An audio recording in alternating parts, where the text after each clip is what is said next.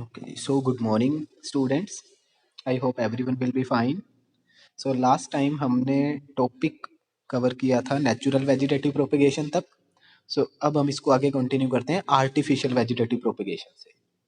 सो artificial vegetative propagation क्या होती है? You know very well. By cutting किसी भी प्लांट को, या बहुत सभी प्लांट्स को तो नहीं कर सकते, लेकिन सम ऑफ द प्लांट्स होते हैं ऐसे जिनको बाय कटिंग मेथड हम न्यू प्लांट में कन्वर्ट कर सकते हैं. मतलब कि आपके पास से अगर कोई एक प्लांट है, अगर उसकी कोई स्टेम कट करके उसको सॉइल में अगर प्लांट कर दिया जाए, तो वहां से वो प्लांट नया प्लांट में कन्वर्ट हो जाता है. तो इस मेथड को हम बाय कटिंग बोलते हैं, और ऐसे ज्यादातर रोज प्लांट के अंदर होता है, राइट. देन सेकंड वन है लेयरिंग. लेयरिंग मेथड क्या होता है? लेयरिंग मेथड एक ऐसा मेथड है जिसमें हम दो अलग अलग प्लांट्स की कॉम्बिनेशन कर देते हैं.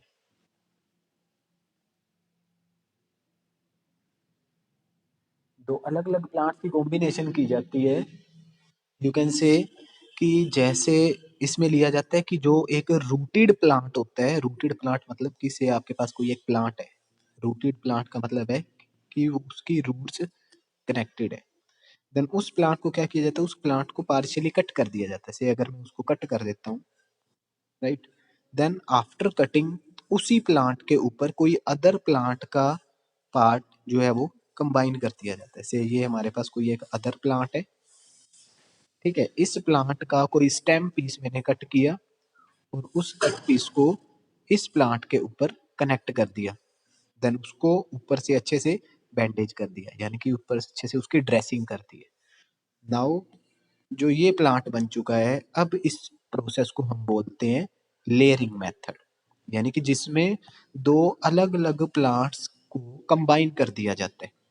अब इसमें जो लोअर एंड लिया जाता है that is known as stock. यानी कि जो प्लांट नीचे वाला जो रूट से कनेक्टेड प्लांट है उसको बोला जाता है स्टॉक.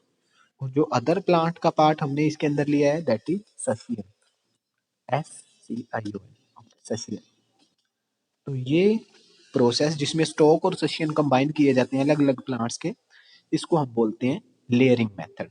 बट इसमें एक चीज हमेशा ध्यान रखनी होती है क्या, कि स्टॉक और सशियन जो है वो सेम कैटेगरी ऑफ प्लांट्स होने चाहिए. Same category you can say कि दोनों either these should be dicot plant, both stock and scion, और they can be monocot plant. Okay, अगर आप एक डाइकोट प्लांट पे मोनोकोट का सशियन लगा रहे हो तो वो ग्रो नहीं करेगा. ओके, तो इस मेथड को हम लेयरिंग मेथड बोलते हैं.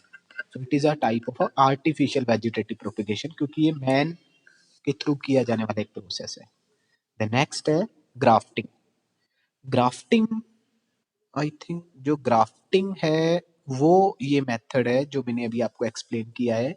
लेयरिंग मेथड जो है वो एक अलग प्रोसेस है जिसमें हम किसी भी एक प्लांट की ब्रांच को पुल करते हैं और उसको सोइल में से पास आउट कर देते हैं. सपोज मैंने किसी प्लांट की ब्रांच को पुल किया और उसको सोइल में से पास आउट कर दिया. अब उस प्लांट का जितना हिस्सा अंडरग्राउंड है उस हिस्से पे क्या है, रूट्स आनी शुरू हो जाती हैं.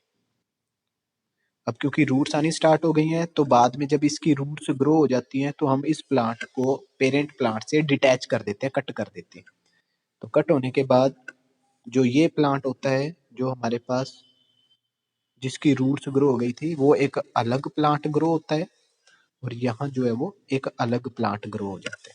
सो इस तरह के मेथड को हम बोलते हैं लेयरिंग मेथड. यानी कि जिसमें प्लांट की ब्रांच को पुल करके सोइल में से पास आउट कर दिया जाता है और आफ्टर सम डेज उस डीप डाउन पार्ट्स में भी रूट्स आनी शुरू हो जाती हैं. So that method is called layering method.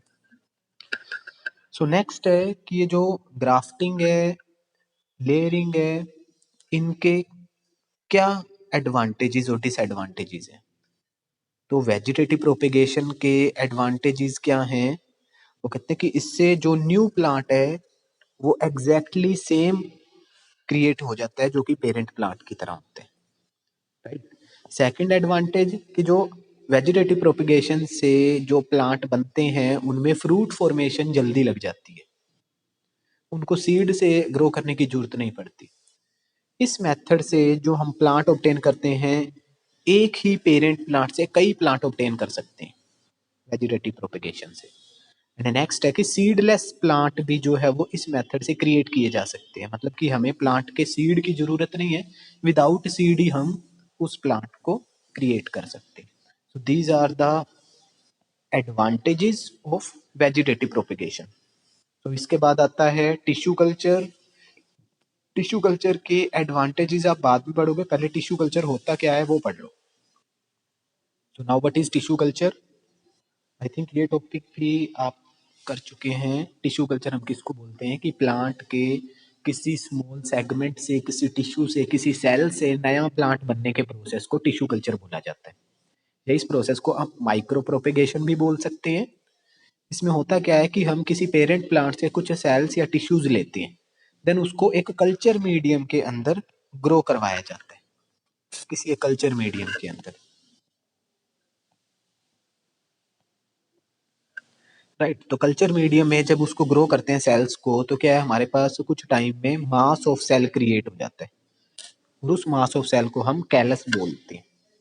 तो ये जो कैलस है, इस कैलस में क्या है कुछ टाइम में रूट्स और शूट्स निकल आती हैं, फिर हम इसको नर्सरी में माइग्रेट कर देते हैं। नर्सरी मतलब कोई ऐसा एरिया होता है जहाँ पे छोटे छोटे प्लांटलेट्स मिलते हैं, उनको हम नर्सरी बोलते हैं। तो नर्सरी में उनको शिफ्ट कर देते हैं, वहाँ पे क्या है इसके एक कंप्लीट प्लांट में इसको कन्वर्ट कर दिया जाता है। तो इस मेथड को हम बोलते हैं टिश्यू कल्चर और माइक्रो प्रोपेगेशन। एक्चुअली ये जो मेथड है, इस मेथड से हम एक प्लांट से हजारों प्लांट क्रिएट कर सकते हैं, उसको प्रोपेगेट कर करके, मतलब उस प्लांट से टिश्यू ले करके उसको प्रोपेगेट कर करके आप कितने ही प्लांट्स बना सकते हैं। सो इसीलिए इस मेथड को माइक्रो प्रोपेगेशन बोला जाता है, क्योंकि हम प्लांट का माइक्रो पार्ट लेते हैं और उसको ग्रो कर देते हैं। सो ये है micro propagation. Now there are some advantages of micro propagation. तो वो एडवांटेजेस क्या हैं? वो कहते हैं कि thousands of plants can be produced from a tissue culture, यानी कि इस प्रोसेस से थाउजेंड्स ऑफ प्लांट क्रिएट हो सकते हैं, अभी अभी हमने डिस्कस किया था। Second, it is a fast way technique. ये एक फास्ट टेक्निक है प्लांट प्रोड्यूस करने की। The plant can be grow irrespective of weather and season.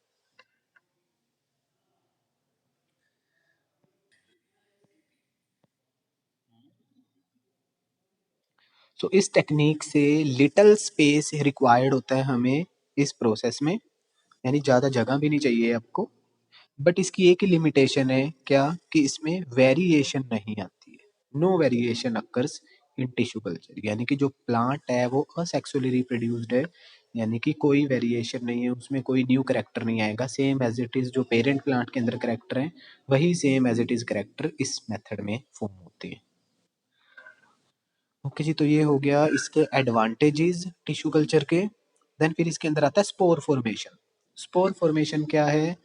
New organism is produce from the spore released from parent body. अगर parent से spore से release होते हैं और उन स्पोर से एक नया प्लांट बन जाता है या एक नया ऑर्गेनिज्म फॉर्म हो जाता है, तो इस मेथड को हम स्पोर फॉर्मेशन मेथड बोलते हैं।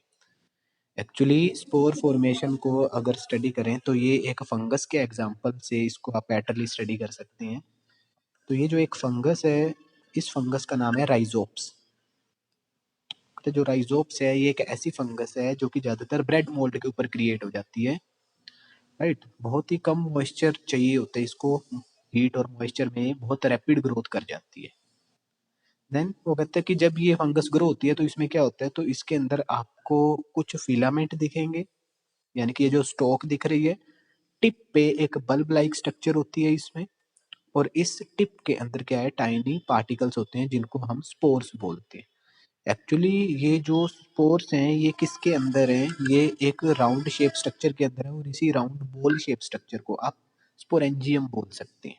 स्पोरेंजियम एक तरह से इसकी कवरिंग हो गई, और अंदर जो टाइनी पार्टिकल्स हैं these are said to be spores, यानी स्पोरेंजियम के अंदर स्पोर प्रेजेंट है, राइट, जो कि डायग्राम के अंदर भी आपको यहाँ पे दिखाया हुआ है।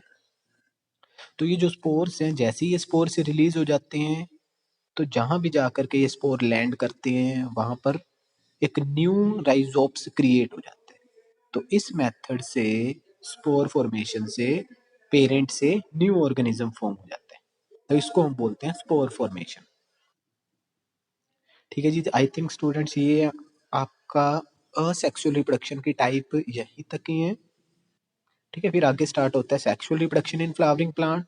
तो sexual reproduction in flowering plant की टॉपिक हम नेक्स्ट लेक्चर के अंदर डिस्कस करेंगे। ओके जी, so wish you all the very best. Thank you so much.